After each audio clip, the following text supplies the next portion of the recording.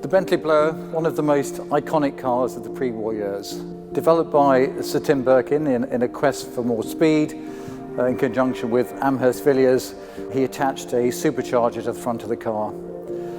This gave the car almost 240 brake horsepower, above the 175 brake horsepower for the road car.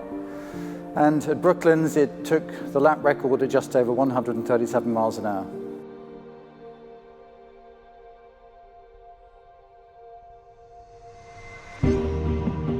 Bentley owns team car number 2, the most iconic, the most valuable, and the most campaigned team car of the 4.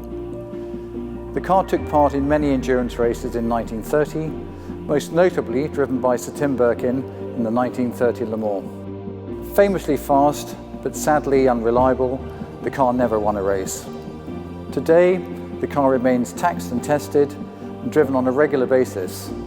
Recently, in our centenary year of 2019, the car completed the Mille Miglia without missing a beat.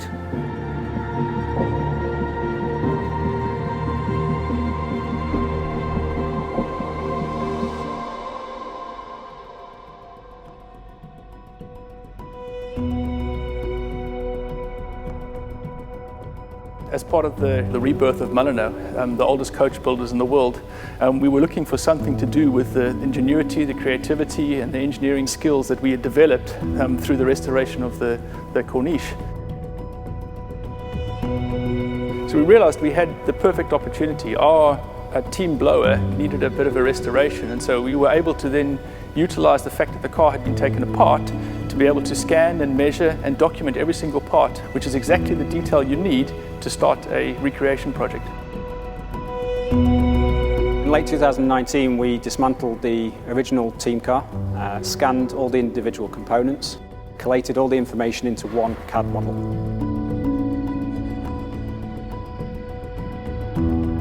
From that, we learnt a lot of history about the parts, a lot of history about the car. The chassis itself was twisted from several accidents that it had had in its racing career.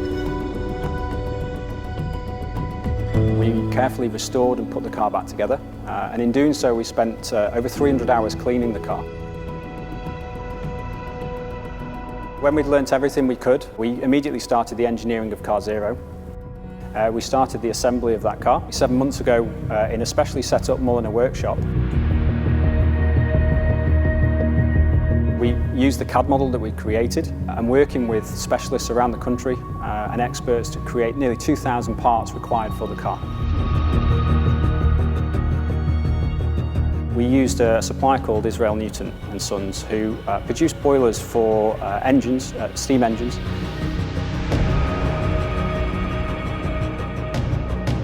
They used the techniques that we needed to produce the chassis authentically. So they're hand-formed, hand-heated and hammered chassis. They're techniques that go back over 100 years, and they're also using original tools and fixtures for those parts. The same with the radiator. So we used a company called Vintage Radiators, again using all hand forming and techniques that were of the period when this car was originally created. So over the last 7 months, we spent nearly 40,000 man-hours producing the car that you see today. We're incredibly proud of the techniques that we've used to produce this car.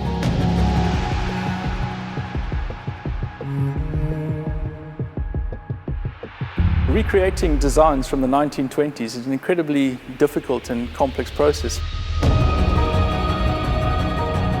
Fortunately, here in Mulliner, we have a large group of talented craftsmen working in metal and in wood and in leather that enable us to utilize those skills and look back at the designs from the past to create this new car. The new blowers have a brand new ash frame. Those frames have been taken into the workshop here, and those expert craftsmen have retrimmed them using the same techniques and the same methods as used in the original development of the car. So the seats have been trimmed with an oxblood red Bridge of Weir leather, and they're also stuffed with about 10 kilograms of horsehair in the same way that the original seats were.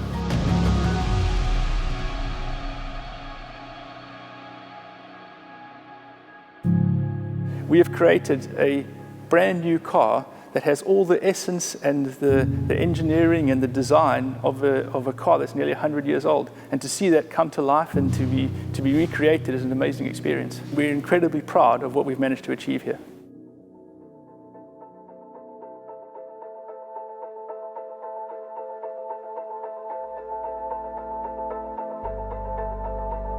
When I look at this car now and see the detail and the quality of every component that we've created, it's a true testament to both the team at Mulliner and the community of collaborative partners that we've worked with to bring this dream to reality.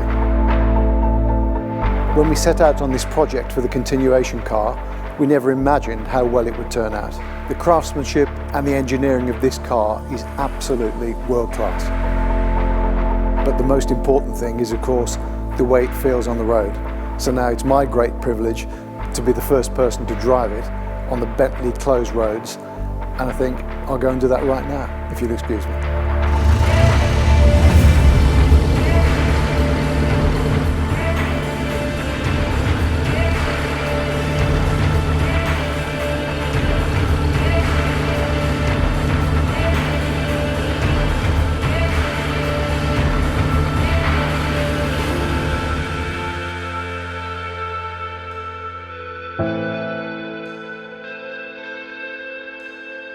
I'm pretty sure that both Sir Tim Birkin and Walter Owen Bentley would be proud of what we have achieved in homage to their original achievements.